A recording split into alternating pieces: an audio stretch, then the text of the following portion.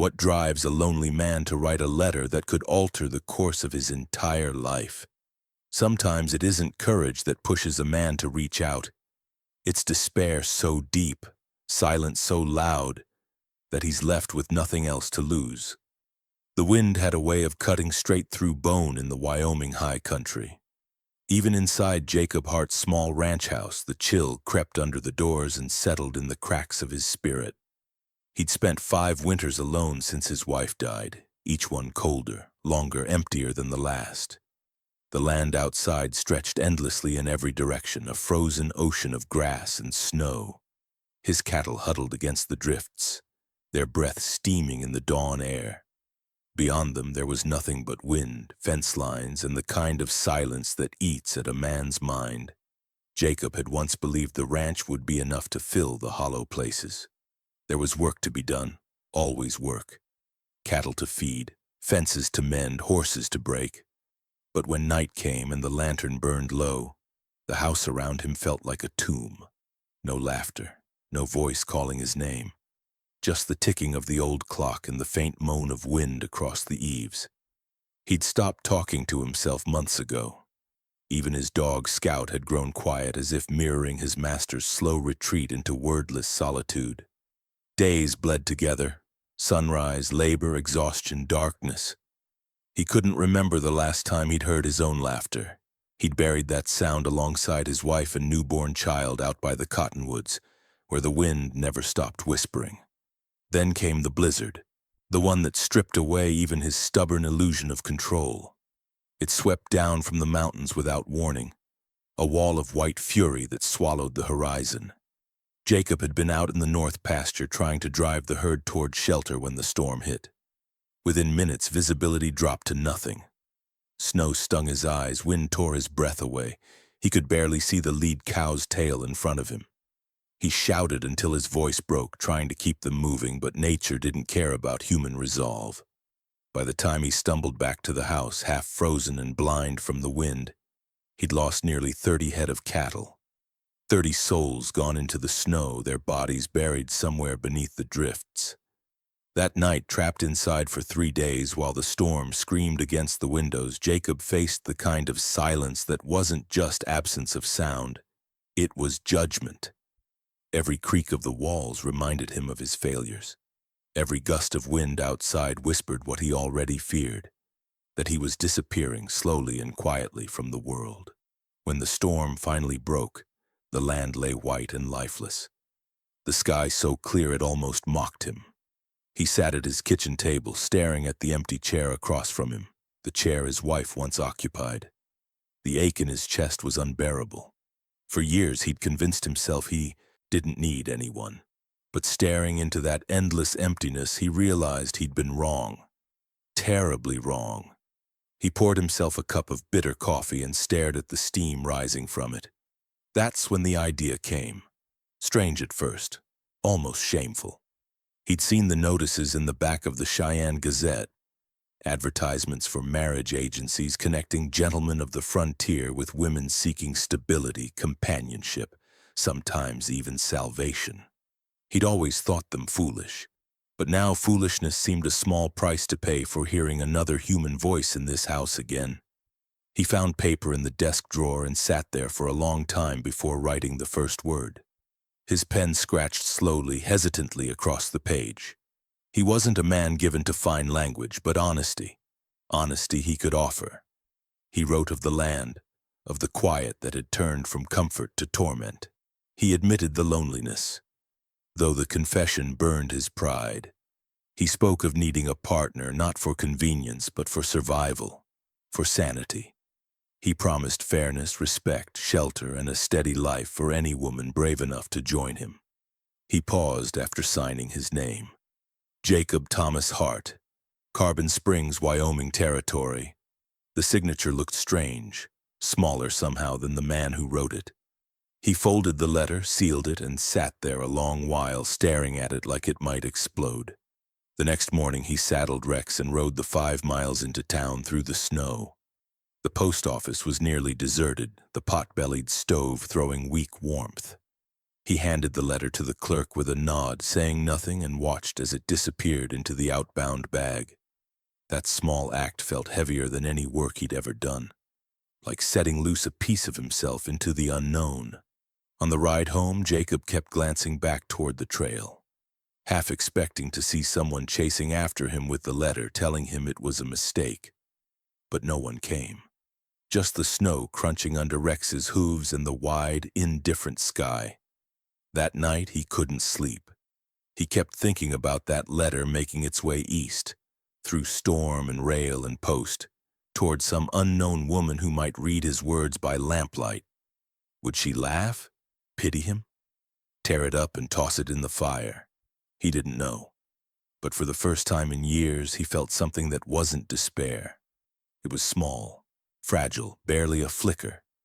But it was hope. Days turned to weeks. The mail wagon came and went. Jacob threw himself back into work, pretending not to watch the road for a returning letter. But at night he'd sit by the fire wondering if somewhere someone was reading his words and deciding whether to answer. The prairie wind carried no reply, only the echo of what he'd written, drifting through the empty fields. Still he waited. Because sometimes a man doesn't write a letter expecting love. He writes it because if he doesn't reach out, he'll drown in silence. Jacob Hart had done his part. The letter was gone, carrying his loneliness into the world like a message in a bottle tossed into a frozen sea. But far away, in a quiet room lit by a single candle, a widow's hand would soon open that envelope. And nothing in either of their lives would ever be the same again. Somewhere miles away, a widow opens a letter and dares to believe in hope again. In a world where men measured women by youth and obedience, and widows were treated as burdens, Lily Monroe never expected salvation to arrive folded neatly inside an envelope. The room was dim when Lily broke the seal. A single candle flickered beside her, its flame trembling in rhythm with her breath. Outside, the Kansas wind pressed against the windows, whispering of another storm rolling across the plains. Her son Ben slept on a cot by the stove, his small face half hidden under a patched quilt. The boy's thin shoulders rose and fell in fragile rhythm, the only sound breaking the quiet except for the clock ticking in the corner. For months Lily had been writing letters to strangers, men she'd never seen, offering herself as a wife in exchange for a home and a chance at stability. Every letter had carried a piece of her dignity away with it, and every reply had returned like a slap. One man had answered with cruel practicality, saying he'd take her if the boy were sent to an orphanage. Another promised marriage, but added that the child would earn his keep as a stable hand. The third letter she'd received had been worse, a filth-stained page filled with promises no decent woman could read aloud. That one she'd burned without finishing. After the sixth unanswered letter, Lily had stopped writing. She'd told herself that love or even kindness wasn't meant for women like her anymore. She'd lost her husband Thomas to a fever 2 winters ago, buried him with her own hands before frost sealed the ground. Since then, she'd been surviving, not living, scrubbing linens, stitching clothes, taking whatever work would keep Ben fed. Every night she'd prayed for strength. She never prayed for miracles. And yet here she was, staring at a letter from a man named Jacob Hart. His handwriting was neat but unpolished, his words simple but startlingly sincere.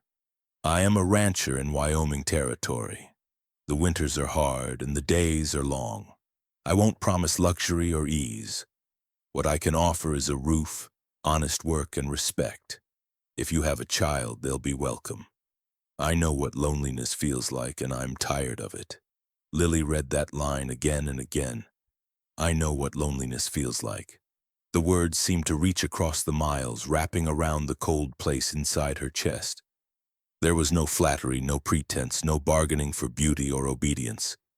Just a man's weary honesty. A man who understood emptiness. She traced the ink with her fingertip, imagining the kind of person who'd write such a thing. Maybe rough around the edges, maybe older, maybe haunted, but not cruel. That was enough. She folded the letter slowly, her mind already racing ahead. Wyoming. The very word sounded wild, distant, untamed. But maybe that was the point. Maybe a woman who'd survived heartbreak needed a place that demanded strength, not perfection. When morning came, she made her decision. She packed what little they owned, a worn Bible, a few dresses, her sewing kit, and Thomas's old pocket watch, and sold what remained of her belongings to pay for train fare west. Her sister Margaret called her mad. "You'll end up dead in a ditch or worse," she'd warned, voice sharp with fear disguised as scorn. "You don't even know this man." Lily had met her sister's gaze with quiet resolve. "I know what it feels like to have nowhere left to go," she'd said simply. The journey west tested every ounce of courage she possessed. The train rattled endlessly across the plains, stopping in towns that seemed half alive, their main streets choked with dust and suspicion. She slept in crowded cars, holding Ben close as strangers' voices drifted through the dark. When the train ended, the stagecoach began, a bone-jarring ride through open wilderness where the wind cut through her coat and wolves howled at night. At one stop, an old man loading supplies asked where she was headed.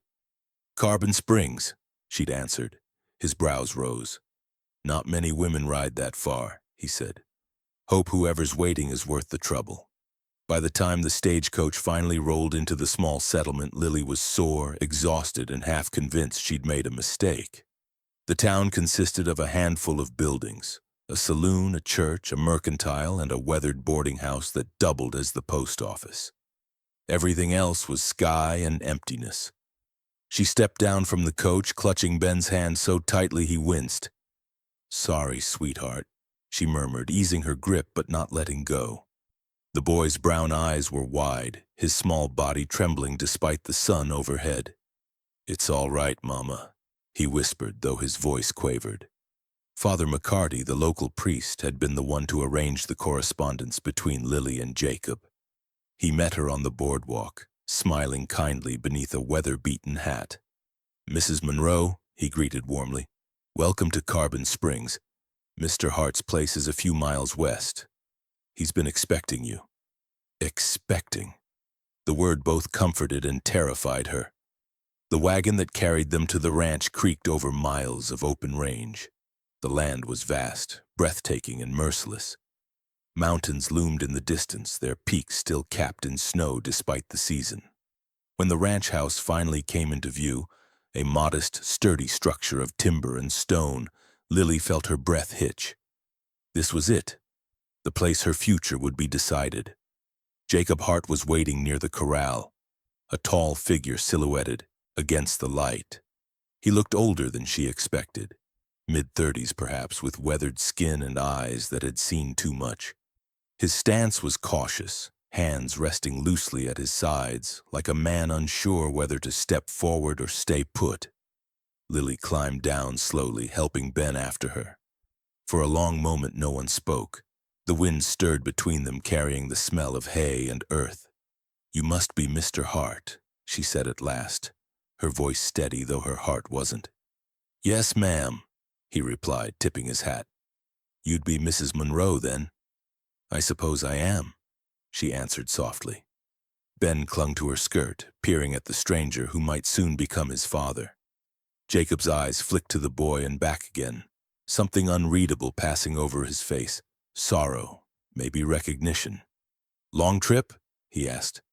"Long enough to start questioning my own sanity," she said, attempting a smile. To her surprise, he almost smiled back. "Almost." Father McCarty cleared his throat gently. "Well, I'll leave you to get acquainted. I'll return tomorrow for the ceremony." The word ceremony hung in the air like a weight. Marriage. Tomorrow. Lily felt dizzy. She hadn't even stepped inside the house yet, and already her life was being rewritten. Jacob gestured toward the porch. "You'll want to rest, I reckon. The room's ready upstairs." "Thank you," she murmured, leading Ben inside. The house smelled of wood smoke and solitude. Sparse but clean. A man's house. As she set her bag down, Lily looked around. The plain furniture, the empty shelves, the single photograph of a woman and child long gone. She understood then, this wasn't just a house. It was a mausoleum waiting to be reborn into a home.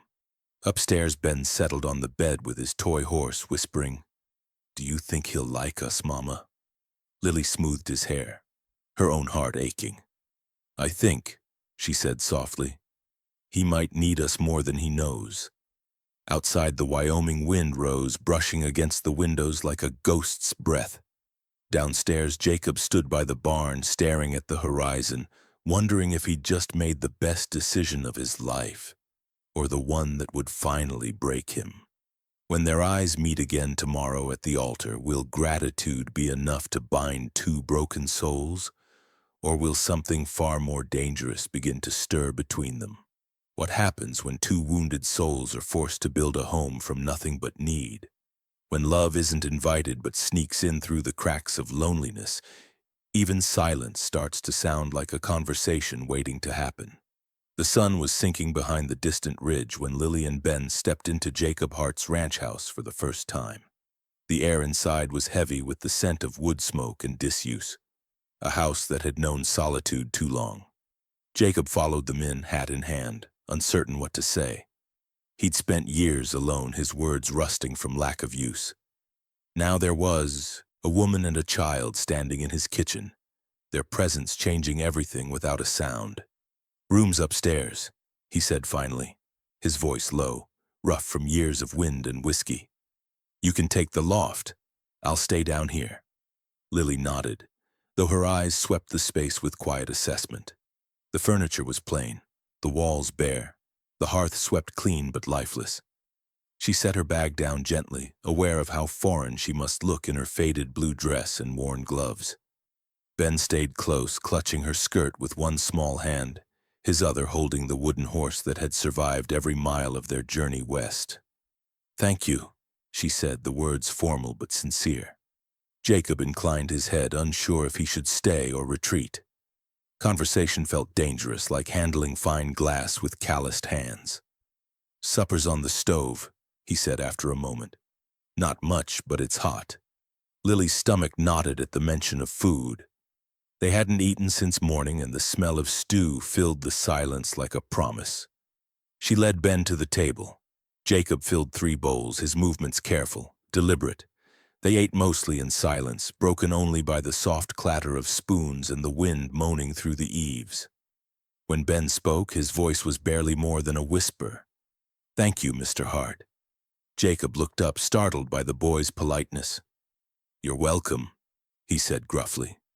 The simple exchange left something warm in the air, fragile and fleeting, but it was a start. After supper, Lily insisted on washing the dishes. "You cooked," she said when Jacob tried to protest. "Fair's fair." Her hands moved quickly, practiced from years of necessity. Jacob watched her for a moment. How efficiently she moved, how quietly she filled the space with purpose. And something inside him shifted. For the first time in years, his home didn't feel entirely empty. Upstairs, Ben was already fighting sleep, his small body exhausted from travel. Lily tucked him into the narrow bed and lingered beside him, brushing hair from his forehead. "We're safe now," she whispered, though she wasn't sure she believed it. The ranch felt vast, untamed, and the man downstairs was still a stranger. But there had been no cruelty in his eyes, only weariness. That, she understood. Downstairs, Jacob sat by the fire, listening to the faint creak of footsteps above him. The house had been silent for so long that even the sound of breathing overhead felt like a miracle. Still, he couldn't shake the unease twisting in his chest. What if this was a mistake? What if he'd brought ruin into his life disguised as salvation? Sleep didn't come easily for either of them. When dawn finally broke, pale and cold, Jacob was already outside splitting wood while Lily warmed water for coffee. Their first morning together passed in cautious rhythm. He worked outside. She moved through the kitchen, quietly bringing order to his chaos. By Tétouan, the second day, Lily had taken stock of the supplies and frowned. "You're running low on flour," she said, her tone matter-of-fact. "And you've got potatoes sprouting eyes." Jacob blinked, caught off guard. "Didn't figure you'd be looking through my pantry already." "If I'm to cook, I need to know what I've got," she replied simply. Her confidence surprised him and impressed him. She wasn't meek or uncertain like he'd expected. She was practical, determined, and clearly used to managing more with less. Later that morning, Ben followed Jacob outside, hovering near the corral. The boy was curious but cautious, his small hands gripping the fence rail. "You ever been near horses before?" Jacob asked. Ben shook his head. "Mama says they're big and can hurt you." "They can," Jacob said, his tone gentle. "But most won't, not if you respect them." He held out a brush. "Want to try?" Ben hesitated, then nodded. Jacob guided his hand, showing him the right motion. Slow, steady, kind. "Talk to him while you work," Jacob said. "Animals listen better when you use your voice." Ben's first words to the horse were barely audible. "Good boy," he whispered. The gelding flicked an ear but stood still. Jacob smiled faintly. "See? He likes you already." It was the first smile Ben had seen on Jacob's face, and the boy's answering grin was pure sunlight. Inside the house, Lily watched from the window, her hands stilling on the washboard. For the first time since they'd arrived, she saw her son laugh. The sight cracked something open inside her. Maybe, she thought, this might work after all. That afternoon, she began to tidy the main room, humming softly under her breath. Jacob returned from the fields to find the place transformed. Curtains washed, the table scrubbed, a small vase of wildflowers on the sill. The change startled him. It looked less like a bachelor's house and more like a home. "You didn't have to do all that," he said awkwardly. "I know," she replied, "but it felt wrong letting the dust keep company when we could do better." He wanted to tell her she didn't need to fix anything, but the truth was he liked it. The warmth she'd brought was quiet but undeniable. Over supper, conversation came easier. Jacob spoke of the land, of the storms that came down from the mountains. Lily told him of her late husband, a kind man who died too young. They avoided words like love or future, but something invisible began to knit between them, a fragile understanding built from shared loss. When night fell, Lily sat by the fire sewing a torn sleeve while Jacob read an old newspaper. The silence between them softer now. Occasionally their eyes met, and neither looked away quite as quickly as before. Upstairs, Ben slept soundly, his wooden horse clutched to his chest. Downstairs, Jacob poured himself a small measure of whiskey, then set the bottle aside, untouched. Somehow the warmth of the fire felt enough. Outside, the Wyoming wind howled, rattling the shutters. The sound no longer felt like emptiness, it sounded like the world holding its breath, waiting. Jacob glanced at Lily, her face illuminated by the flicker of firelight. She looked tired but steady, her eyes focused on her stitching. For the first time since the letter, he allowed himself to believe this might not have been a mistake. But hope on the frontier was always a dangerous thing. That night, the peace shattered when Scout's frantic barking split the silence. From the barn came the sound of thrashing wood and an animal's cry of pain. Something was terribly wrong, and whatever happened next would test whether these strangers could truly stand together or be torn apart. When blood stains the straw and panic fills the air, a woman's steady hands may prove stronger than any man's will. Sometimes trust isn't built through words. It's forged in crisis, sealed with sweat and tempered by fear. The scream came from the barn, a desperate guttural sound that split the quiet morning like a blade. Jacob dropped the feed bucket and ran, the cold air biting at his lungs. Scout was already there, barking wildly, his body rigid with alarm. When Jacob swung open the barn door, the smell hit first, rot and blood. The heifer he'd rescued days earlier was down on her side, her breath ragged, her legs kicking weakly in the straw. "Damn it," Jacob muttered, kneeling beside her. The wound on her leg had worsened, the infection spreading fast. He cursed himself for not checking it sooner. "Easy, girl," he said, voice low, though his heart was pounding. The animal's eyes rolled white with terror. Footsteps thundered behind him. "Jacob!" Lily's voice carried a sharp edge of fear. She appeared in the doorway, skirts gathered in her fists, Ben close behind her. One glance and she understood the situation. "The leg's infected," she said grimly, dropping to her knees beside him. "How long's it been like this?" "Couple days," Jacob admitted, guilt flooding his voice. "I cleaned it when I brought her in, but—" "Not enough," Lily interrupted, not unkindly but firmly. "It's festered. We'll have to drain it." Jacob blinked. "Drain it? With what?" "My father treated animals," she said, her tone brisk and unshaken, "and people when the doctor was too far to fetch. Do you have sugar or honey?" Jacob frowned. "Both. But what in God's name for?" "They draw out infection," she explained, already rolling up her sleeves. "Now get me clean cloths, hot water, and your sharpest knife." Jacob hesitated for half a second, then obeyed. Something in her voice allowed no argument. Within minutes the barn became a battlefield of purpose. The air steamed from the boiling water, the scent of blood and fear thick around them. Lily's movements were precise, practiced. She cleaned the wound, her fingers steady despite the heifer's thrashing.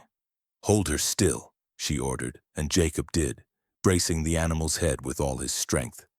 The knife glinted in the lamplight as Lily made the incision. The sound of it turned Jacob's stomach, but he didn't look away. Pus and blood spilled out, the smell vile. Lily worked quickly, draining, cleaning, and packing the wound with honey-soaked cloth. Her face was pale, her jaw set, her hands sure. Ben stood at the barn door, wide-eyed and silent. When Lily asked for the honey, he darted off and returned with the jar clutched tightly. "Good boy," she murmured, taking it from him. "Now stay back, sweetheart. This part's not for little eyes." Jacob had never seen anything like it.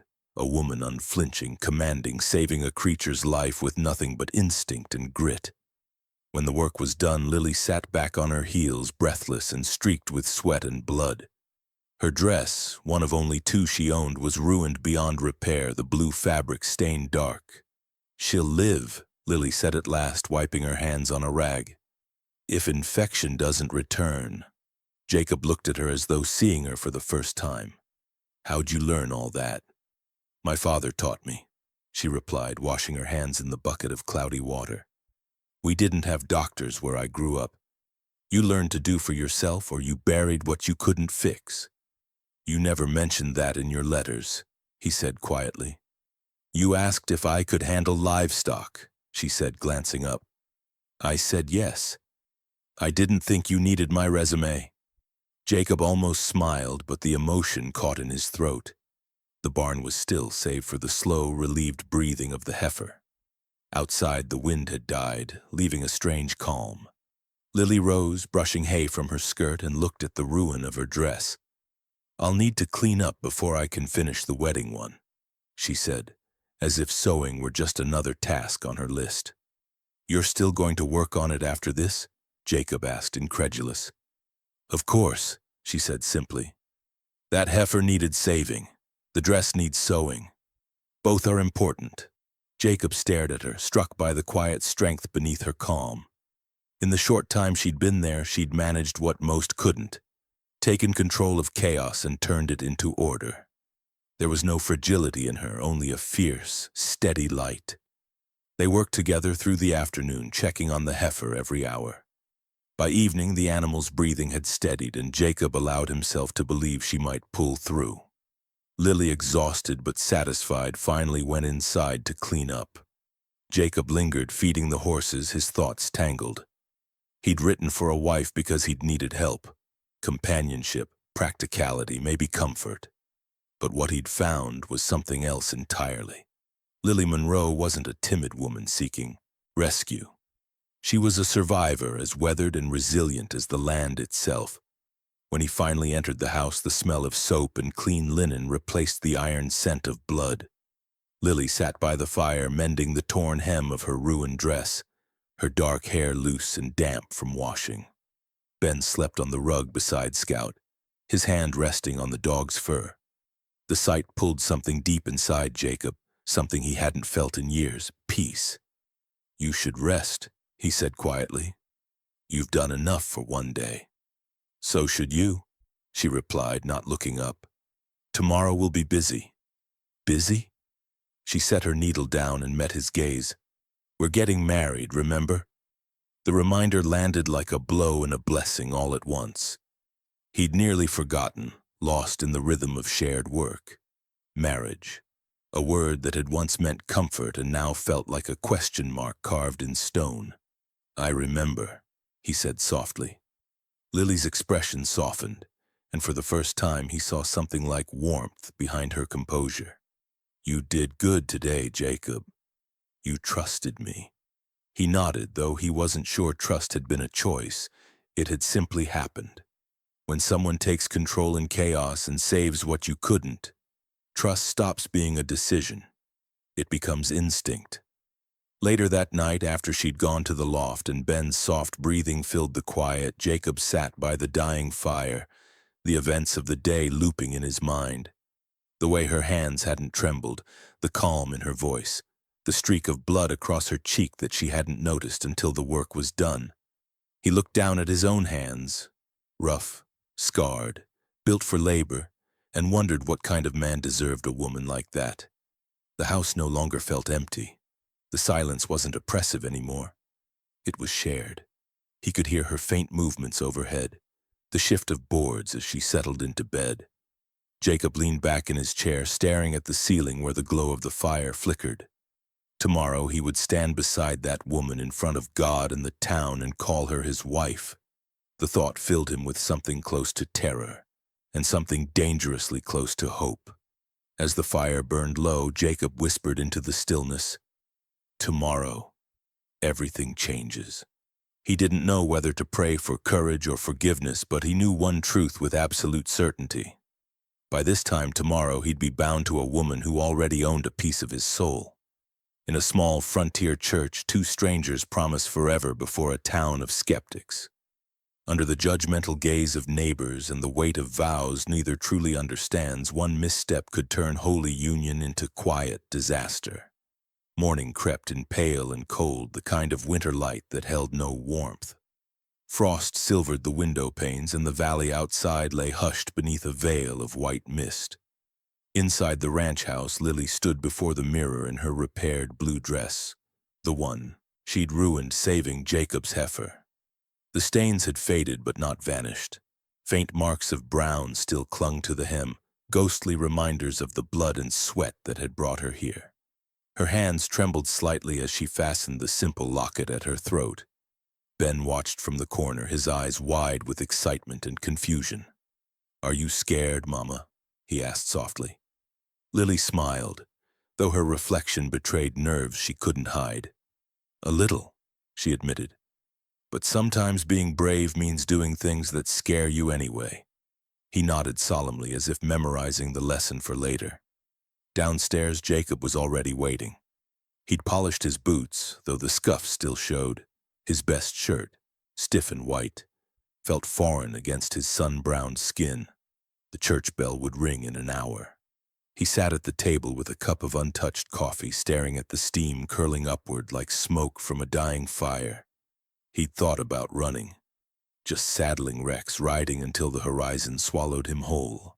But when he'd looked toward the loft earlier and heard Ben's quiet laughter, he knew he couldn't. Running had been his whole life since loss found him. Staying, committing, was the hardest kind of courage. When Lily descended the stairs, he stood quickly, hat in hand. The sight of her stopped him cold. The blue of her dress caught the morning light like water in motion. She wasn't adorned like brides from the city, no lace, no pearls, but there was a grace about her that struck him still. "You ready?" he asked, his voice low, rougher than he intended. She nodded, holding Ben's small hand. "As I'll ever be." They rode into town in silence, the wagon wheels creaking through frost. The air smelled of wood smoke and pine. Carbon Springs was small, but word of their wedding had spread like wildfire. Folks gathered near the whitewashed church, curiosity drawing them as surely as gossip. Widow Monroe, newly arrived from Kansas, marrying Jacob Hart, the man who'd buried his heart with his first wife. When they stepped down from the wagon, whispers rippled through the crowd. Some pitied them, others judged. A few, like Father McCarty, simply smiled in quiet approval. The priest greeted them warmly, ushering them inside. "You two ready to make this official?" Jacob managed a stiff nod. Lily only whispered, "God help us." The church was small but full. Neighbors packed into the pews, hats in hand, faces turned toward the couple. The faint smell of candle wax and pine filled the air. Sunlight filtered through the high window, dust motes swirling in the beam like suspended gold. Lily's heart pounded as she stepped beside Jacob at the altar. The wooden floor creaked under their feet, and somewhere in the back, Ben fidgeted in his seat, his legs too short to reach the floor.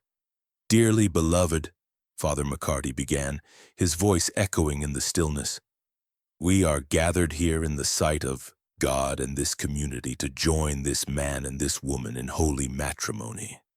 As the priest spoke, Jacob's eyes flicked toward Lily. She didn't meet his gaze at first, her lashes trembling, but when she finally looked up, their eyes locked, and something passed between them. Not love, not yet, but recognition. Two souls cut from the same weathered cloth, both marked by loss, both daring to believe again. "Jacob Hart," the priest continued, "do you take this woman to be your lawful wedded wife, to have and to hold from this day forward?" Jacob swallowed. His throat felt dry as sand. "I do," he said, barely above a whisper, but the sound carried through the church like a promise forged in steel. "Lily Monroe," Father McCarty said, "and do you take this man to be your lawful wedded husband?" Lily hesitated just long enough for the room to hold its breath. Then she said softly, "I do." The priest smiled, relief flickering across his kind features. "Then by the power vested in me by the territory of Wyoming and the grace of Almighty God, I now pronounce you husband and wife." For a moment the world went still. Then came the words that made Jacob's pulse quicken. "You may kiss the bride." Jacob had kissed a woman before, but this felt different. He hesitated, uncertain, until Lily lifted her chin ever so slightly. The kiss that followed was brief, almost cautious, but the air shifted around them as though the world had leaned closer. It wasn't passion. It was connection. A spark struck against long, cold iron. The crowd clapped politely, some smiling, others whispering. Father McCarty's eyes glistened. Ben beamed from the pew, clapping harder than anyone. Outside, the wind cut sharp as they stepped into the daylight. The world felt changed, though neither could say how. They were bound now, not by romance or destiny, but by choice. In a land where survival depended on partnership, that was enough to begin with. The carriage ride home stretched long and quiet. Ben dozed beside them, his head on his mother's lap. Lily watched the snowy fields roll past, her thoughts a tangle of fear and fragile hope. Jacob's hands rested on the reins, his jaw tight. The horse's steady rhythm filled the silence between them. She finally spoke. "You don't talk much, do you?" He glanced at her, surprised. "Not unless there's something worth saying." She almost smiled. "And do you think this is worth saying?"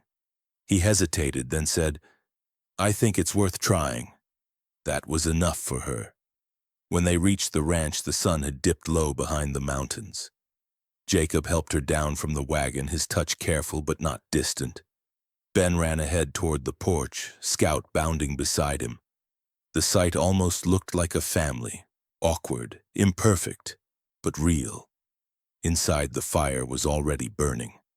Lily set her shawl aside and stared at the room that would now be hers too.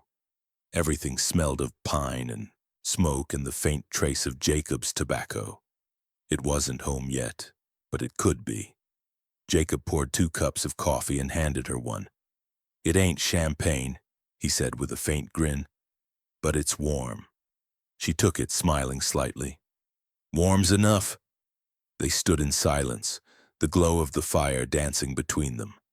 Two strangers now bound by law and faith, standing at the edge of something neither knew how to name. When the clock chimed 9, Ben was already asleep upstairs.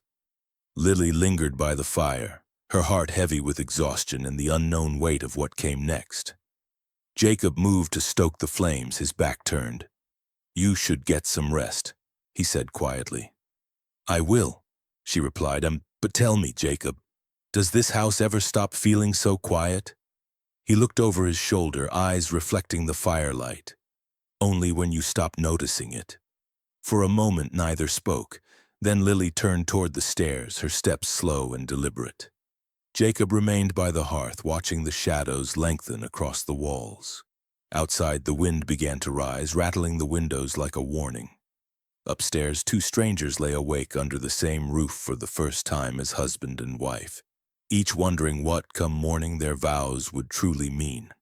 Marriage changes everything, and nothing at all. A ring on the finger doesn't erase the ghosts in a man's heart, nor does a new name heal the quiet ache of a woman who's forgotten what it feels like to be wanted. But in the slow rhythm of shared work and small kindness, something begins to shift. A family starts to take shape where once there was only survival. The days after the wedding passed in a quiet, delicate rhythm. No celebration, no honeymoon. Just the steady thrum of life returning to its endless tasks. The ranch didn't care about vows or rings. The cattle still needed feeding, the fences still sagged in places, and winter's shadow still lingered at the edge of every dawn. But for Jacob and Lily, each morning carried a subtle difference, a fragile awareness that they no longer faced the world alone. Lily was the first to rise every day, her habits carved from years of necessity. The smell of biscuits baking began to replace the stale scent of old coffee that used to mark Jacob's mornings. By the time he came in from the barn, she'd have breakfast waiting. Simple but warm, a plate shared with quiet conversation. She never fussed or hovered. She simply made things work. Jacob didn't quite know what to make of it. For years, he'd lived by the comfort of solitude, everything in its place, no surprises, no expectations. Now there were footprints in the snow that weren't his, laughter echoing faintly from the barn, a woman's humming drifting through the open window as she hung linens to dry. It unsettled him at first. Then slowly it began to feel like something he couldn't imagine losing. Ben adapted fastest of all. The boy shadowed Jacob at every turn, eager but cautious, his curiosity blooming like spring after drought. "Can I help?" he'd ask each morning the same way. At first, Jacob resisted. Too dangerous, too early, too much. But Ben's persistence was its own kind of faith, and soon Jacob found himself teaching without realizing it. "Hold the hammer firm," Jacob said one afternoon, guiding Ben's hand as they repaired a section of fence. "You let the tool do half the work. Don't fight it." Ben nodded solemnly, his brow furrowed in concentration. He missed the nail and hit his thumb. The yelp that followed made Jacob laugh, a rare, genuine sound that startled them both. Lily, watching from the porch, felt her chest tighten at the sight. It had been so long since she'd heard that kind of laughter. Not forced, not polite, just alive. She caught Jacob's eye briefly as he rubbed Ben's shoulder and tried to teach him again. He looked up and smiled, not shyly, but openly this time. She turned away before he could see the warmth flooding her cheeks. Each evening brought small changes. Lily rearranged the kitchen shelves, labeling jars with her careful handwriting. She mended curtains and added a quilt to the sofa. A vase of wildflowers found its way to the table. Jacob noticed every detail. The house that had once echoed with silence now carried life in every corner. Still, the unease of adjustment lingered. Jacob wasn't used to explaining himself, and Lily wasn't used to asking. They stumbled over small things, how he folded his shirts, how she salted the stew, but the tension never lasted long. Pride had no place on the frontier. One night after Ben had gone to bed, Jacob found Lily at the kitchen table, bent over the ledger book. "You keep track of expenses?" he asked, surprised. She looked up, candlelight softening her features.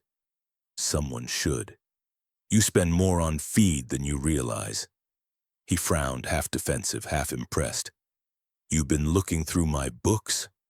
"I've been looking at our books," she corrected gently. "There's a difference." The word hour struck him harder than he expected. He said nothing, but as he turned to pour himself coffee, a faint smile tugged at his lips. Their evenings grew easier. Sometimes they spoke of practical things. the coming spring, the repairs they'd need to make. Other times they said little at all. The silence between them had changed. It wasn't empty anymore. It felt like a space they were learning to share. Jacob began to notice the small gestures that spoke louder than words. The way Lily set his cup beside his plate before he could ask. The quiet laughter when Ben told stories at supper. The warmth that crept into the air even on the coldest nights. One evening after supper, Ben tugged at Jacob's sleeve. "Can I see the horses again before bed?" Jacob hesitated. "It's dark." "I ain't scared," Ben said. Lily looked up from her sewing. "He'll be fine if you go with him," she said softly. "It's good for him to learn." So Jacob took the boy out to the barn, the lantern's glow cutting through the darkness. Ben ran his small hands over the horses' flanks, whispering to them the way Jacob had taught him. "They listen to me," Ben said proudly. "They listen because you're calm," Jacob said, crouching beside him. "Animals can feel what you feel. You get angry or scared, they'll know." Ben nodded, thoughtful. "Like people?" Jacob paused. "Yeah," he said after a moment. "Like people." When they returned, Lily had set out a small plate of honey biscuits. "A reward for the apprentice," she teased. Ben beamed, crumbs dusting his chin as he devoured 2 in minutes. Jacob took one for himself, the sweetness almost startling after years of black coffee and salt pork. "You'll spoil us," he said. "Then I'm doing my job," she replied, meeting his eyes with a teasing glint. It was the first time she'd spoken to him playfully, and he found he liked it. That night, long after Ben was asleep, Jacob stepped out onto the porch. The moon hung low, painting the land in silver. He heard Lily moving inside, extinguishing lamps one by one. The house glowed faintly through the window, warm and alive. He exhaled, realizing how much he'd begun to depend on that glow. Lily joined him a moment later, a shawl around her shoulders. "Can't sleep?" she asked. "Never could," he said. "Too quiet." They stood together side by side, watching the prairie stretch endlessly before them. A coyote's distant howl broke the silence. Lily's hand brushed against his, not deliberate, not quite accidental. Neither pulled away. In that moment, Jacob understood something unspoken. Love on the frontier didn't announce itself with grand gestures. It crept in quietly, through shared burdens, quiet evenings, and the warmth of another presence beside you when the wind turned cruel. Lily turned toward him slightly, her voice low. "You're good with him. With Ben," she said. "He trusts you." Jacob swallowed, emotion thick in his throat. "I don't know about that. I just try not to mess up too bad." She smiled faintly. "That's all any of us do." They stayed like that for a long while, 2 silhouettes against the wide, star-pocked sky. Inside, the lamp flickered and went out, the last glow fading into night.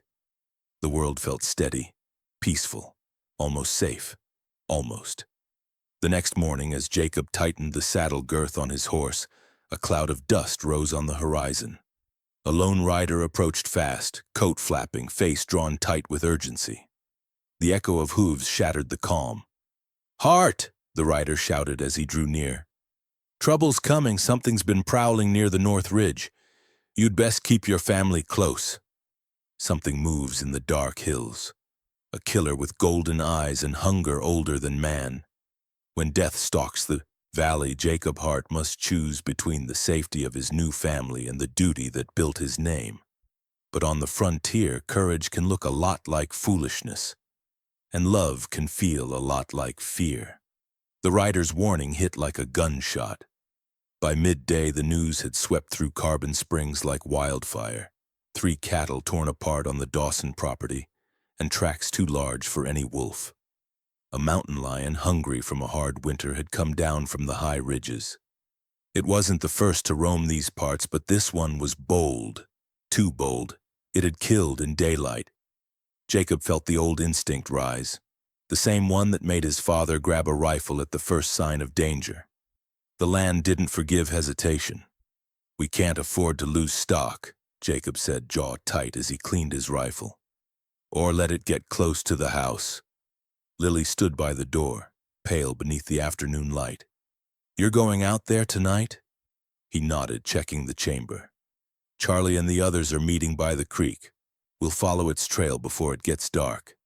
Her fingers twisted in her apron, betraying nerves she tried to hide.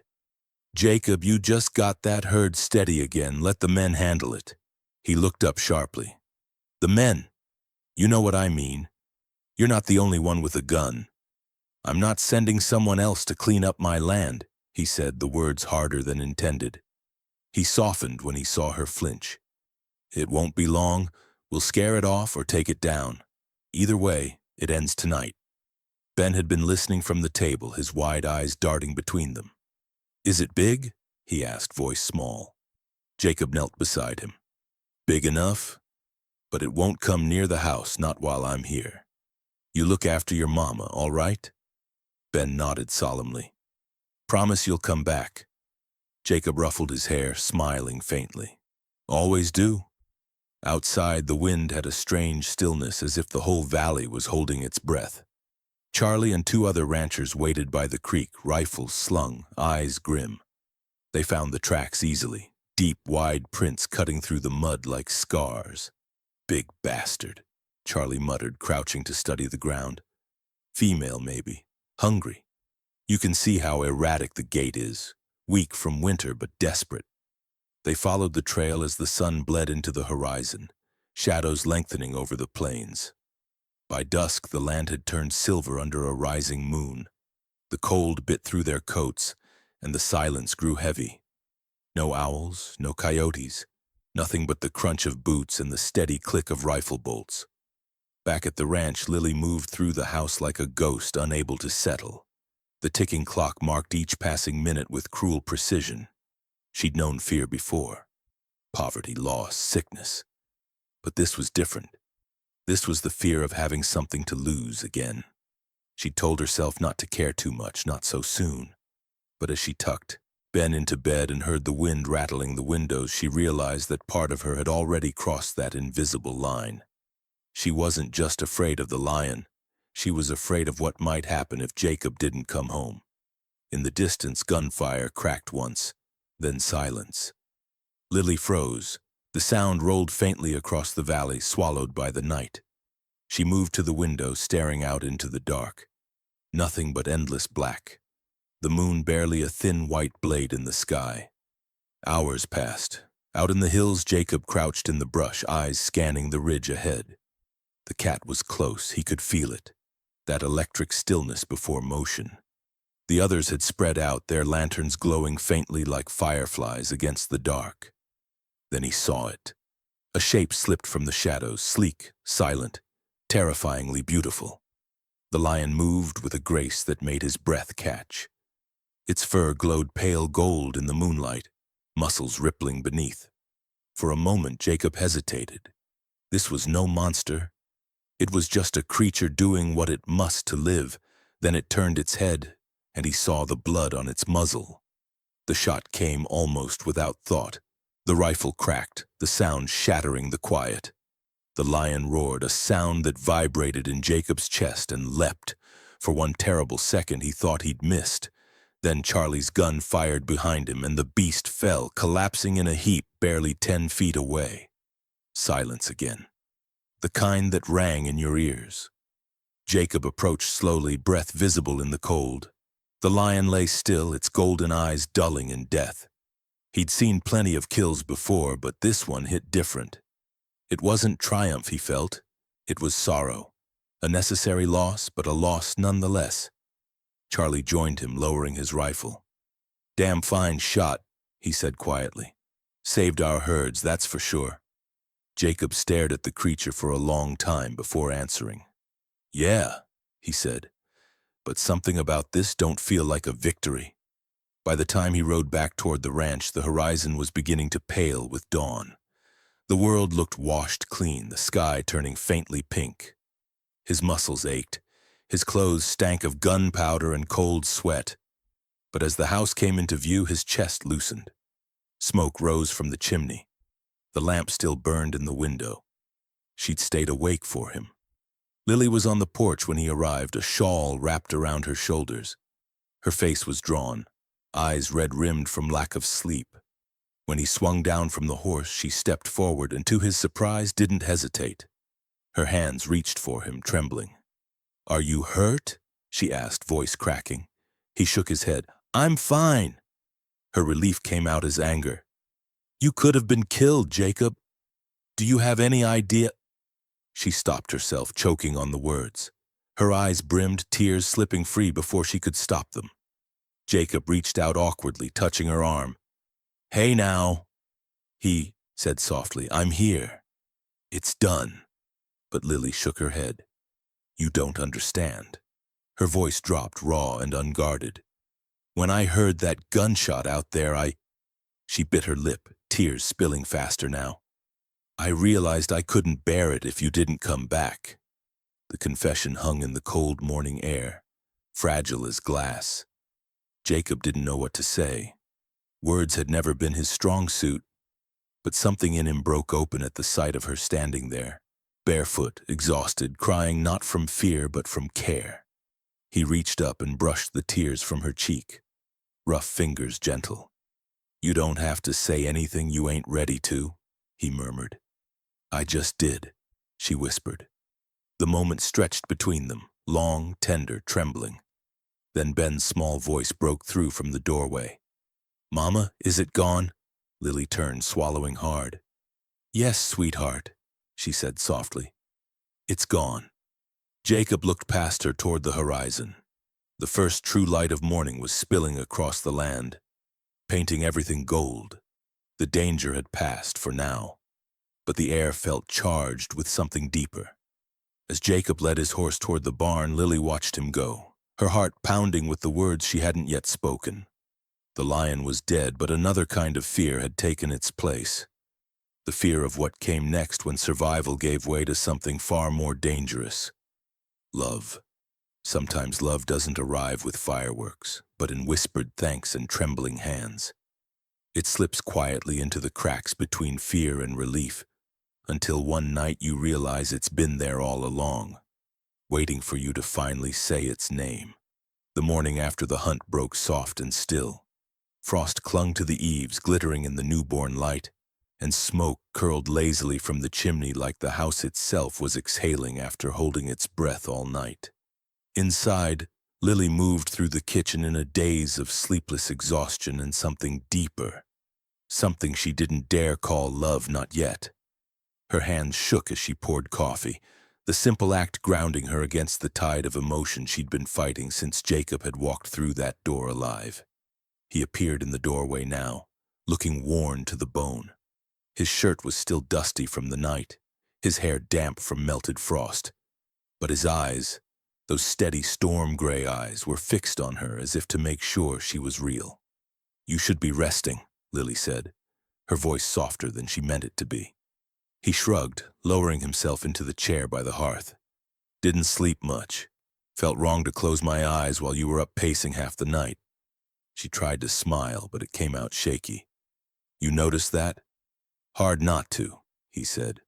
"Floorboards creak every time you turn." There was no judgment in his tone, only quiet amusement, the kind that carried more warmth than teasing ever could. For a long moment, neither spoke. The only sound was the crackle of the fire and the faint whistle of wind through the chimney. Then, as if pulled by some invisible thread, Lily crossed the room. She stopped beside him, close enough to feel the heat from his skin, close enough to smell the smoke and sweat and faint sweetness of coffee on his breath. For days, weeks even, she'd built walls between them out of politeness and fear. Now, standing before him, those walls felt paper thin. "Jacob," she whispered, "I meant what I said last night." He looked up slowly, uncertain. "About?" Her throat tightened. "About not being able to bear it if you didn't come back." He didn't answer right away. He just studied her face, searching for the truth behind the words. When he finally spoke, his voice was low, almost reverent. "That's the first time anyone said something like that to me in a long time." Her eyes filled. "Then it's long overdue." She reached for him before she could second-guess herself, and when he stood, his hands found her waist as if they'd known the shape of her all along. The embrace was clumsy at first, neither of them sure how much to give or take. But then Lily exhaled, just one trembling breath, and Jacob's arms tightened, drawing her closer. He felt her heartbeat against his chest, fast and uneven, matching his own. For a man who'd lived years without touch, without warmth, it was almost unbearable. The flood of feeling that came with something as simple as being held. "I was so afraid," she whispered against him. "Not of the lion, of losing you before I even had the right to miss you." He pressed his cheek to her hair. "You have every right." They stood like that for what felt like forever, the fire popping softly beside them, the house around them silent but alive. When they finally pulled apart, Lily's eyes shone with the reflection of the flames. "Ben's still asleep," she said quietly. "Come sit with me a while before the day starts." Jacob followed her to the table, and for a long while they just sat, two people wrapped in the quiet rhythm of something new. The words came slowly, hesitant and honest. "I never thought I'd care for anyone again," Jacob admitted, staring into his coffee. "When I lost everything, I figured it was better that way." "Less to lose," Lily nodded. "I told myself the same thing, that caring made you weak, that love was for people with the luxury of safety." She gave a small, wry smile. "But here we are, two fools learning how to feel again."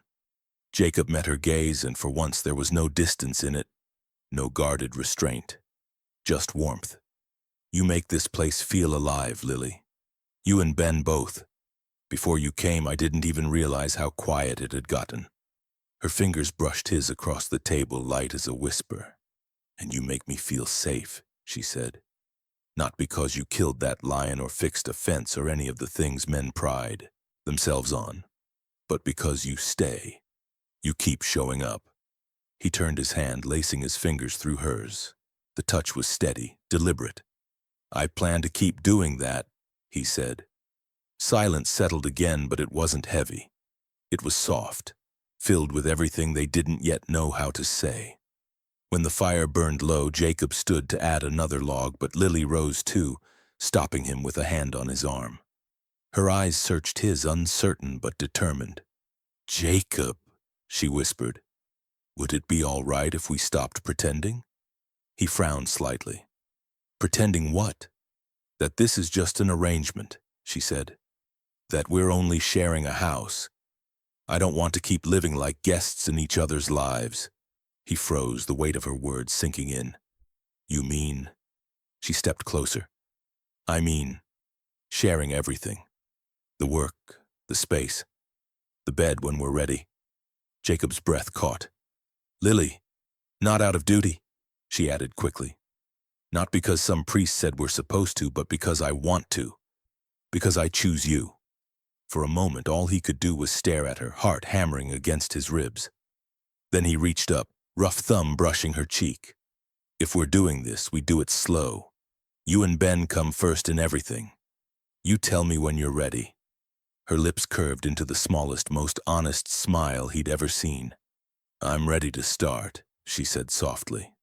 He bent toward her, hesitating just long enough for her to close the space between them. The kiss that followed wasn't tentative or shy.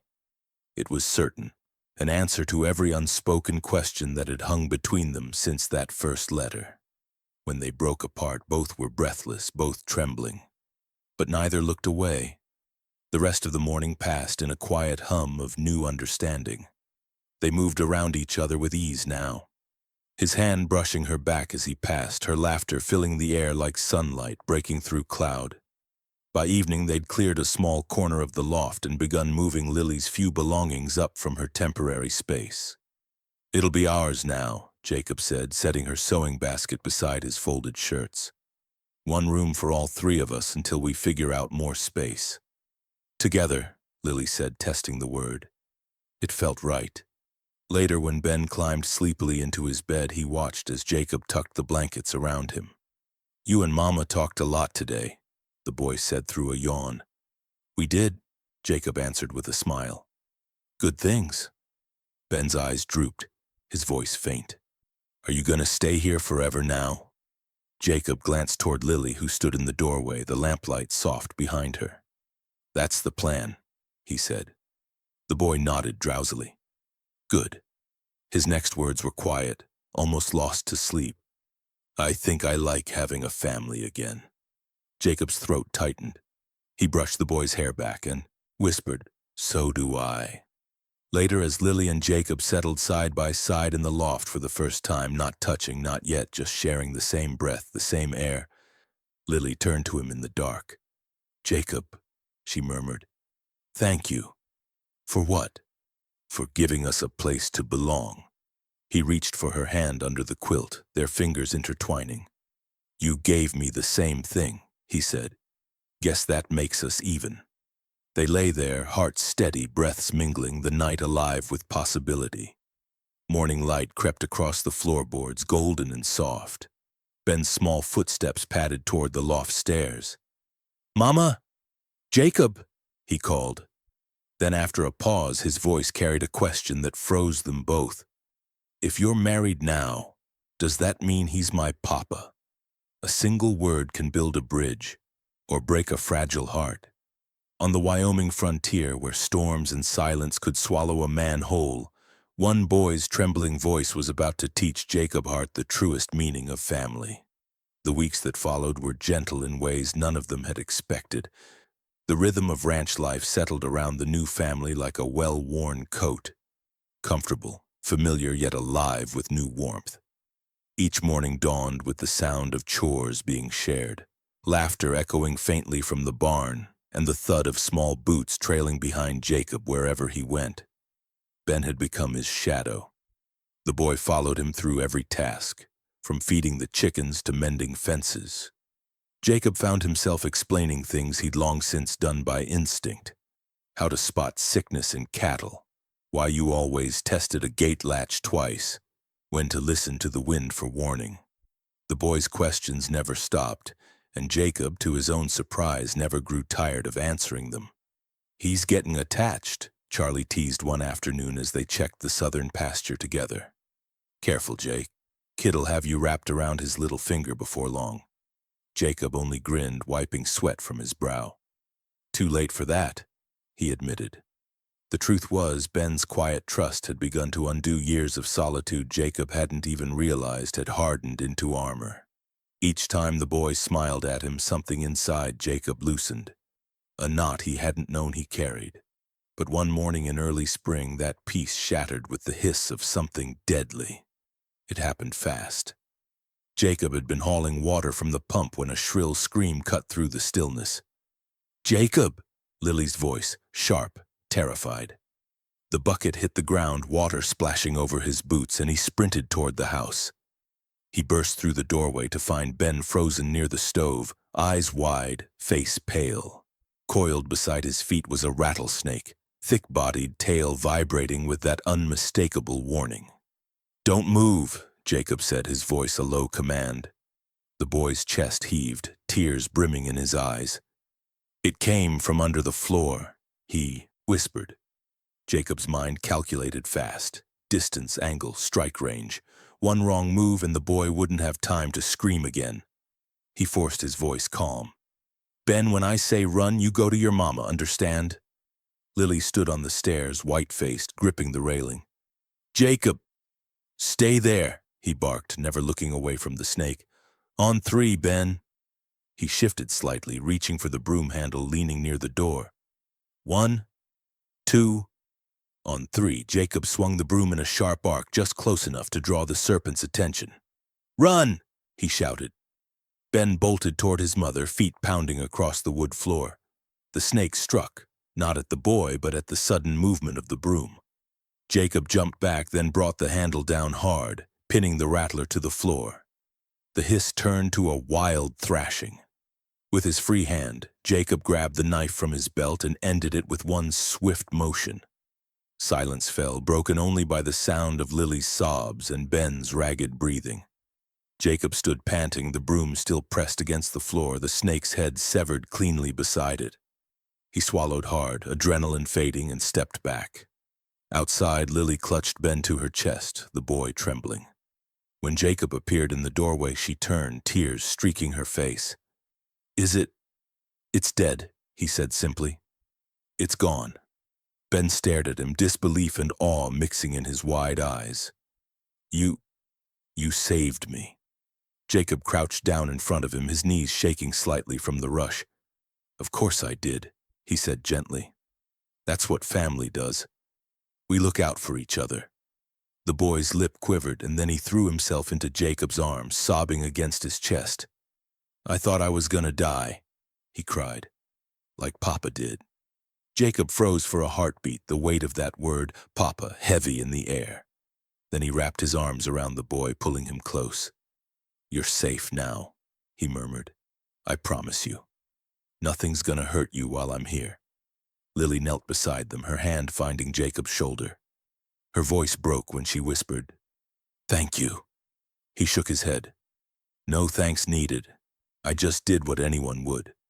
But Lily's eyes told him she knew better. Not everyone would. Not everyone had. That night the house felt different. The fear had shaken them all. But it had also revealed something none of them had dared speak aloud. How deeply they had already come to depend on one another. After supper, Ben refused to leave Jacob's side. He followed him into the barn as he checked on the animals, still pale but trying to be brave. You really weren't scared? Ben asked, trailing close behind. Jacob smiled faintly. Of course I was. Only a fool isn't scared when there's danger. But being scared's not the same as running. Ben frowned, considering that. So being brave means being scared, but doing it anyway? Something like that. The boy nodded, silent for a moment. Then in a voice small but steady, he said, I'm glad you're my Jacob. Jacob's heart gave a painful twist. He'd never wanted to replace anyone, especially not the boy's lost father. But something in the way Ben hesitated told him the child was trying to bridge a gap he didn't know how to cross. Later, as they fixed a section of fence under a pink evening sky, Ben worked quietly beside him. The prairie wind moved through the grass in long, sighing waves. Then out of nowhere, Ben said softly, Jacob, yeah, buddy? Do you love Mama? Jacob froze mid-swing with the hammer, lowering it slowly. What makes you ask that? Ben shrugged, scuffing his boot against the dirt. You look at her like she's something important, and she smiles more now. She didn't used to smile much. Jacob exhaled, lowering himself to one knee so they were eye to eye. Yeah, he said quietly. I love her, more than I ever thought I could love anyone again. Ben studied his face for a long moment, then asked, Does she know? Not yet, but I'll tell her soon. The boy nodded, thoughtful. Then his next words nearly stopped Jacob's heart. Can I call you Pa? For a second, Jacob couldn't breathe. The world seemed to narrow to that single word, the hope and trust wrapped inside it. He swallowed hard.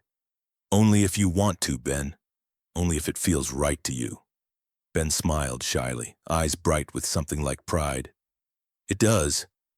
Then I'd be honored, Jacob said, his voice rough with emotion.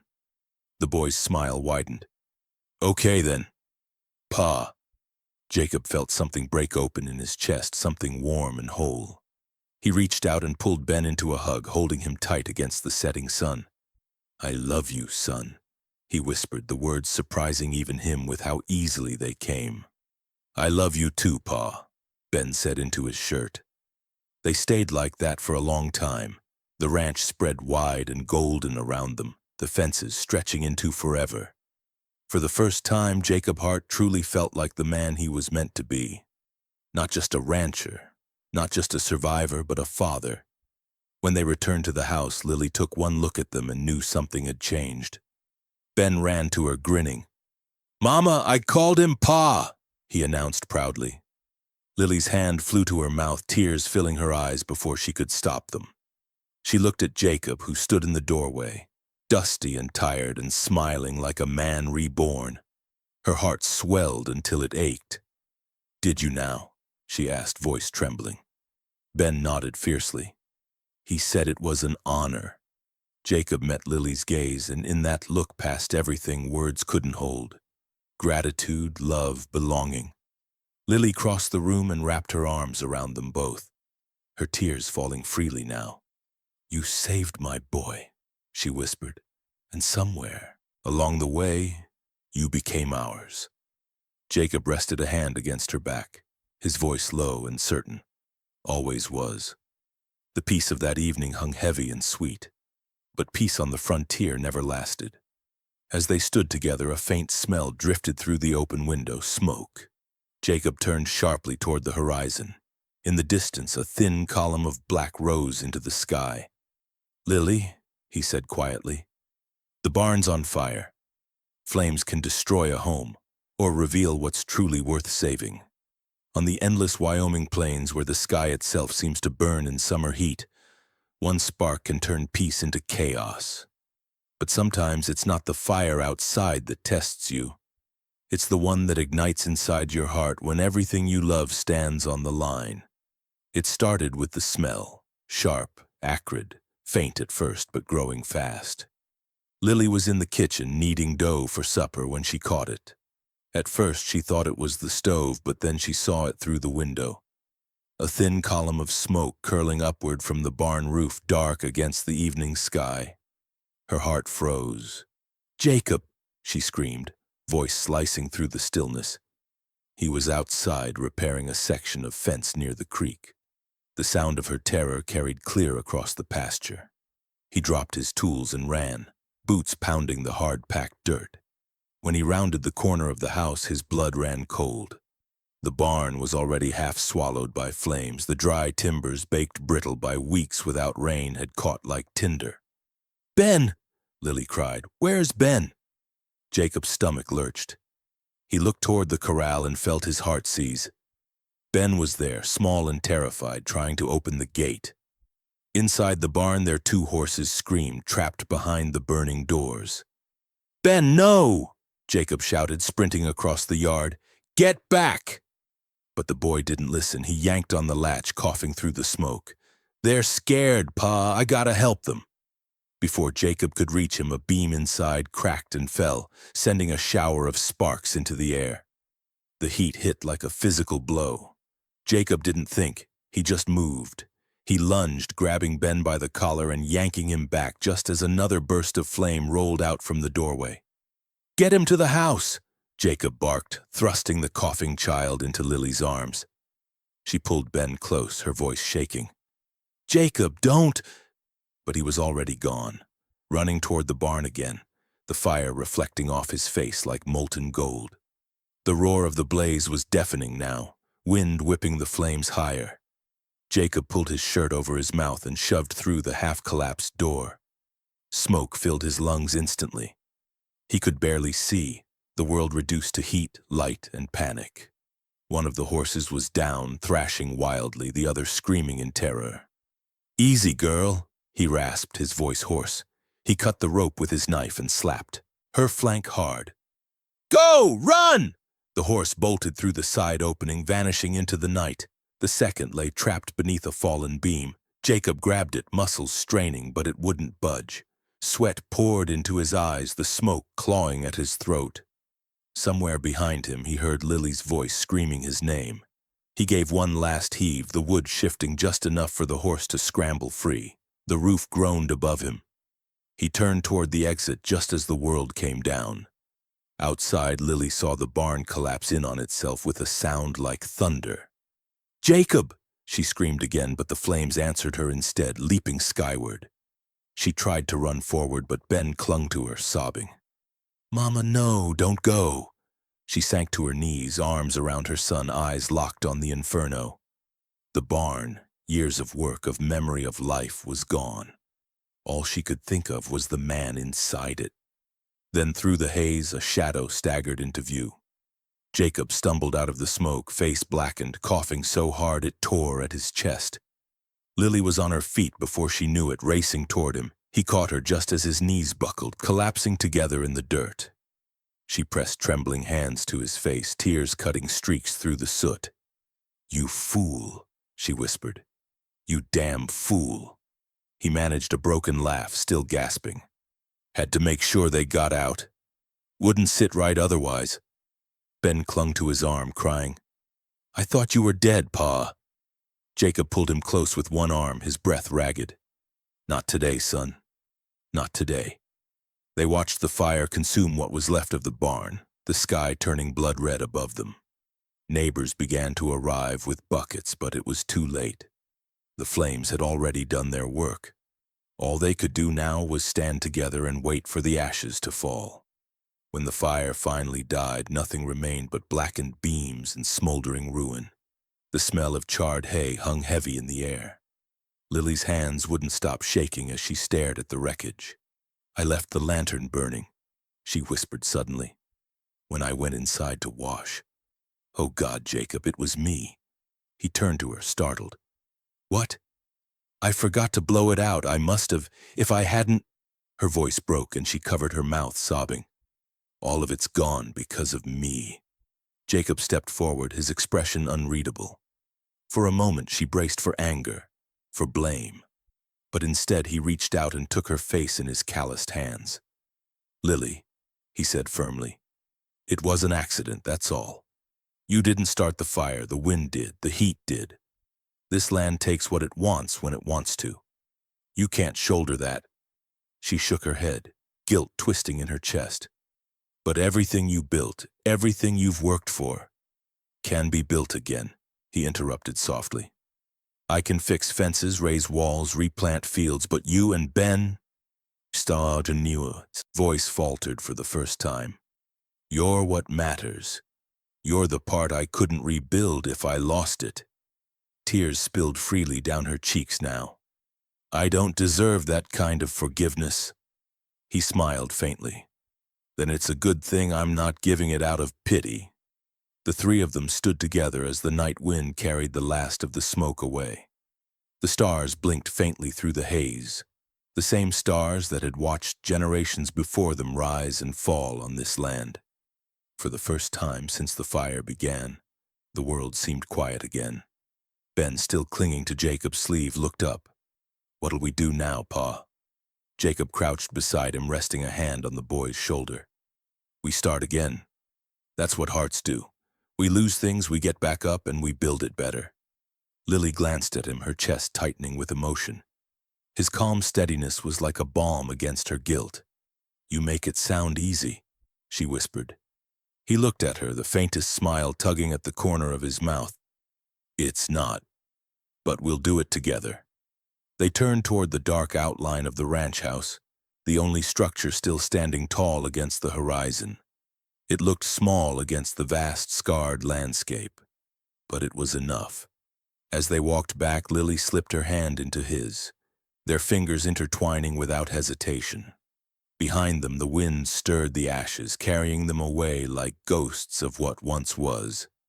The night settled over the plains again, heavy and deep. Somewhere far off, thunder rumbled, a promise of rain, of renewal. Jacob stopped at the porch steps, staring back toward the smoldering ruins. "We'll rebuild," he said quietly, though his eyes lingered on the horizon where a faint glow still pulsed against the darkness. He didn't say it aloud, but Lily saw the worry flicker there. Fire could take a barn, but what if something else was waiting to take the piece they'd just begun to build? Sometimes it takes losing everything to realize what you truly have. The night the barn burned down, Jacob thought the fire had taken his future with it. But when the smoke cleared, what rose from the ashes wasn't just ruin. It was the kind of hope that can only be built by hand, with love, faith, and a hammer's rhythm that refuses to stop. The days that followed the fire were hard, brutally hard. The air still smelled faintly of smoke, and the land around the ruins looked wounded, scarred black against the gold of the fields. But even before the embers had cooled, help began to arrive. Neighbors came from every direction, some on horseback, some in wagons, faces streaked with soot and sweat, tools slung over their shoulders. Charlie Dawson was the first to ride up, his old mare trotting through the dawn light. "Heard you had a rough night," he said, dismounting. "You didn't think we'd let you rebuild alone, did you?" Jacob gripped his hand, the gratitude raw in his voice. "Didn't expect anyone to." "Well," Charlie said with a grin, "that's your problem, Hart. You never expect folks to care. But this valley's full of people who owe you favors. Time we paid them back.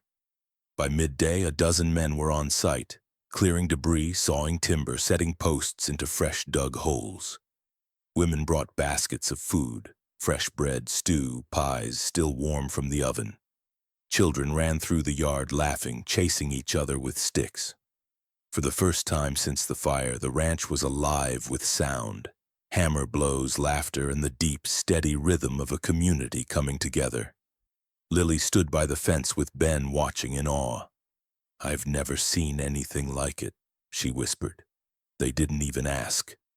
"That's what neighbors do," Jacob said, his gaze sweeping over the crowd.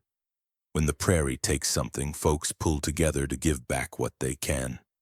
Ben tugged at his sleeve. "Can I help, Pa?" Jacob smiled down at him. "Course you can. Grab that bucket of nails and bring it to Mr. Dawson." The boy beamed and ran off, eager to join the others. Lily's heart swelled as she watched him. Her son, once shy and withdrawn, now running through the dust with a grin so wide it hurt to look at. For the first time, Ben belonged. All day long the work continued. The old barn had stood for nearly 10 years. But this one would be different. Wider doors, stronger beams, reinforced walls. Every board nailed into place felt like a promise that the Hart family had roots deep enough to outlast any storm. By the end of the week, the frame was complete. The smell of new timber filled the air, sharp and clean. As the last beam was raised, the men gathered in a half-circle, hats in hand, while Jacob drove the final nail. The crowd erupted in cheers, and someone shouted, "To new beginnings!" Lily clapped, tears stinging her eyes. She'd never felt such belonging, not even back in Kansas where she'd been born. Here, among rough hands and weathered faces, she found home. That evening, after the neighbors had gone and the lights softened into gold, Lily brought out a jug of cider. The three of them sat on the porch, Jacob, Lily, and Ben, watching the sun dip behind the mountains. The air was still warm, scented with sawdust and promise. Ben leaned against Jacob's shoulder, half asleep. "We did good, huh, Pa?" Jacob chuckled softly, his hand resting on the boy's back. "We sure did, son." Lily smiled, her fingers brushing Jacob's. "You know," she said quietly, "when I came here, I thought this land would swallow me whole. I never imagined it could give so much back." Jacob turned to her, his expression tender. "You brought that out of it, Lily. You brought life where there wasn't any." She laughed softly, a little shy, a little amazed. "I think we both did." As the last light faded, they sat in silence. Comfortable, content, the kind of quiet that doesn't ache but soothe. The wind carried the smell of rain from the west, a whisper of change coming. Days turned into weeks, and the ranch began to hum with new energy. The animals that had survived the fire were thriving, the fences mended, the fields greening again after the rain. Lily's hands were always busy, cooking, sewing, tending to chores, but her heart felt light in a way she hadn't known in years. Jacob had changed too. He smiled more easily now, his laughter no longer rare or awkward. He'd begun to tell her stories about his childhood, about the father who taught him how to ride and the mother who taught him that a home wasn't just four walls. It was the people you'd fight to keep safe. One afternoon, while Jacob was out with Charlie checking the pasture, Lily stood in the doorway of the new barn, her hand resting on the smooth wood of the frame. It gleamed golden in the sun, strong and sturdy. She felt something stir inside her, an ache that wasn't pain but memory. The smell of timber mixed with the faint scent of wildflowers drifting on the breeze, and for a moment she closed her eyes, breathing it in. That evening she waited for Jacob at the table, but he didn't come in right away. When he finally stepped through the door, she was still sitting there, the lamplight soft on her face. "You all right?" he asked, concern flickering in his eyes. She nodded, but her voice trembled when she spoke. "Jacob, there's something I need to tell you." He froze, a dozen worries flashing across his face. "What is it? Are you hurt?" "No," she said quickly, a shaky laugh escaping her. "Nothing like that. She took his hand, pressing it against her stomach.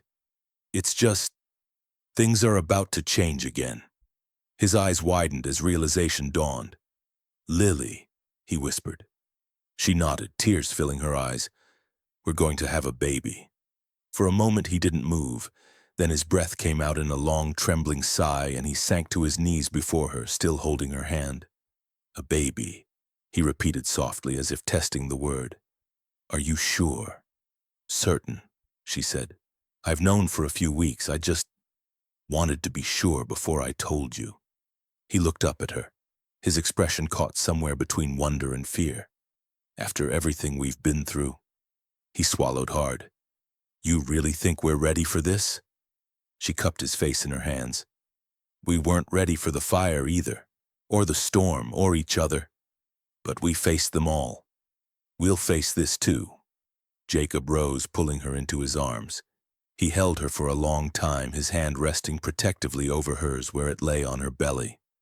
Guess this ranch just keeps finding new ways to give us life, he murmured. Lily smiled through her tears. Or maybe we just keep finding new ways to build it. Outside, thunder rolled softly in the distance and rain began to fall. A slow, steady drizzle that hissed against the ashes of the old barn. It felt like baptism, like renewal. Ben's sleepy voice drifted from the loft. Mama? Pa, what's happening? Jacob glanced upward, his arm still around Lily. Nothing bad, son, he called. Just the rain washing everything clean. Lily rested her head against his shoulder, her heart full. And making room, she whispered, for something new to grow. The rain kept falling, soft and relentless until dawn. But as the sun rose over the soaked land, Jacob's gaze lingered on the horizon where dark clouds still brewed in the west. He tightened his arm around Lily, his voice low and steady. Winter's coming fast, he said. And we've got more than just the cold to prepare for. From loneliness and loss, they built a legacy of love that would outlast the prairie winds. On a land that once buried their hopes, Jacob and Lily Hart learned that sometimes the strongest families aren't born. They're forged piece by piece in hardship and grace. Winter settled over Carbon Springs like a white blanket stitched by the hands of heaven and hardship alike. Snowdrifts climbed against the fences, the creek froze solid, and the world seemed to move slower beneath the heavy sky. But inside the Hart Ranch house, warmth reigned. Fire in the hearth, laughter in the kitchen, and the steady rhythm of a home that had fought for its right to exist. Lily's pregnancy had changed the shape of their days. She moved slower now, but there was a glow to her that not even the harshest cold could dim. Jacob watched her with the same quiet awe he reserved for sunrise over the plains. Something sacred, impossible to name. He'd become her shadow in the gentlest way. Every morning he made sure the stove was lit before she came down. He carried buckets, fixed what broke, and fussed more than Lily thought a man should. You act like I'm made of glass, she teased one afternoon as he lifted another stack of wood for her. He smiled, wiping sweat from his brow. Just making sure glass stays standing till spring. Her laughter filled the house, low and bright, the kind that had once been foreign to these walls. Each time she laughed, Jacob swore the world outside seemed a little less cold. Ben, meanwhile, was beside himself with excitement. The idea of a baby, his baby brother or sister, was more thrilling than Christmas or birthdays. Do you think it'll be a boy or a girl, Pa? He asked one evening, crouched by the fire while carving shapes into a block of wood. Jacob chuckled. Hard to say, son. What do you want it to be? Ben grinned. A brother. Someone to teach how to ride and build fences, but a sister would be fine too, I guess. Lily looked up from her sewing. You'll love them either way, won't you? Of course, Ben said, puffing out his chest, 'cause we're the Hart family. We never give up. Jacob's hand stilled over his cup. The words hit him deeper than he expected. He exchanged a glance with Lily, half pride, half wonder. Somehow the boy had put into words what they'd become. Not just a family, but a creed. In the months that followed, life turned into a steady rhythm of patience and preparation. Jacob reinforced the roof before the snow got too heavy. He built a cradle out of pine from the ridge, smoothing the wood until it gleamed like satin. Lily sewed tiny clothes by lamplight, her belly rounding more each week, her hands never idle even when rest was all she needed. Sometimes at night, Jacob would wake to find her sitting by the fire, one hand on her stomach, her eyes soft with thought. "Can't sleep," he'd whisper. She'd shake her head, smiling faintly. "The baby kicks when the fire pops, like it's listening." He'd kneel beside her, resting his hand over hers. "Then it knows it's home," he'd say. Outside, the wind might howl and the snow might pile high. But inside the ranch house there was only warmth, the kind built not from wood or flame, but from hearts that had learned how to endure. By late January, the world was a blur of white. Each morning, Jacob trudged through snowdrifts to the barn, checking the livestock, mending whatever the frost had split. His breath came out in clouds, his beard rhymed with ice. But when he'd return to the house, shaking snow from his coat, the sight that greeted him made every hardship worth it. Lily by the fire, Ben reading aloud from a tattered book, and the smell of bread in the oven. That night, as a storm gathered outside, they sat together around the hearth. The fire crackled, shadows dancing against the walls. Lily rested her head against Jacob's shoulder, her hand entwined with his. Ben lay stretched on the rug, tracing shapes in the air with a stick, his eyelids growing heavy. "Hard to believe it's only been a year," Lily murmured, watching the flames. "This time last winter we were strangers." Jacob smiled softly. Strangers who didn't know they were waiting for each other. She turned her face up to him, eyes glimmering in the firelight. "Do you ever think about that letter?" "Every day," he admitted. "Sometimes I wonder what made me write it at all. I was so close to giving up. And if you had?" He shook his head slowly. "I'd still be out there, talking to ghosts and fixing fences that didn't matter. That letter wasn't just words, Lily, it was a prayer, and you were the answer." Her eyes filled and she pressed her lips to his hand. "Then maybe this," she said, placing his palm over her stomach, "is our prayer answered twice." He looked down, overwhelmed by the enormity of it all. For a long moment neither spoke. The only sound was the fire and the faint whisper of snow against the window. Then Ben stirred, half asleep, his voice soft. "Pa?" Jacob looked over. "Yeah, son. When the baby comes, can I hold it first?" Lily laughed quietly. "We'll see, sweetheart." Ben yawned, curling into a ball. "'Cause I want it to know we never give up. Not ever." Jacob's throat tightened. He reached out and pulled the boy's blanket higher. "It'll know, Ben. I promise." The storm deepened outside, the wind howling like the ghosts of winters past.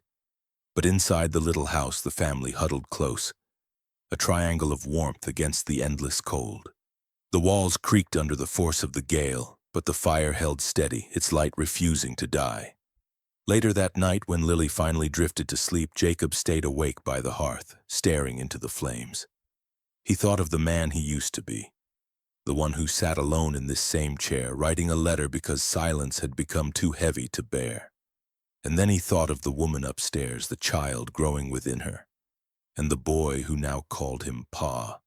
He smiled, a rough, tired, grateful smile.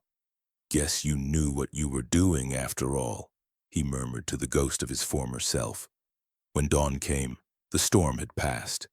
The world outside glittered pure and untouched, as if heaven itself had painted it fresh. Jacob opened the door to let in the first light, the air crisp and clean. Behind him, Lily stirred, and Ben padded sleepily into the room. Jacob turned toward them, his heart full. "Come on," he said softly. "Let's show the world what a heart morning looks like." They stood together in the doorway. The man who'd once been broken, the woman who'd taught him how to heal, and the boy who'd bridged them both. Snowflakes drifted lazily through the air, melting on their cheeks like blessings. And somewhere deep inside, where faith and memory intertwined, Jacob understood the truth of their story. Love hadn't just saved them, it had made them eternal. That night, as the wind howled once more across the frozen valley, Jacob lay awake beside Lily and whispered a silent prayer into the dark. "Thank you," he breathed, voice trembling with gratitude, "for the letter that gave me everything I never knew I needed." Then, as the fire flickered low, the last embers glowed bright, like a promise that would never burn out. If this story of courage, love, and second chances touched your heart, don't let it end here. Hit subscribe and join our growing Western storytelling family, where every week new tales rise from dust, fire, and faith. Leave a comment below telling us your favorite moment from Jacob and Lily's journey. It means more than you think. And if you believe that love can bloom even in the harshest frontier, share this story so others can feel it too.